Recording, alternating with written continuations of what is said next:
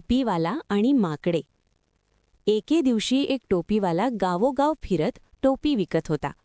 त्याच्या डोक्यावर आणि खांद्यावर वेगवेगळ्या रंगांच्या टोप्यांची टोपली होती. चालता चालता तो खूप थकला. थोडा आराम मिळावा म्हणून तो एका मोठ्या झाडाखाली बसला. थंड सावली होती म्हणून तो झोपून गेला. थोड्या वेळाने त्याला आवाज ऐकू आला, किक किक किक. तो उठून पाहतो तर काय, झाडावर खूप सारी माकडं बसलेली होती आणि प्रत्येक माकडाच्या डोक्यावर त्याचीच टोपी होती. टोपीवाला घाबरला.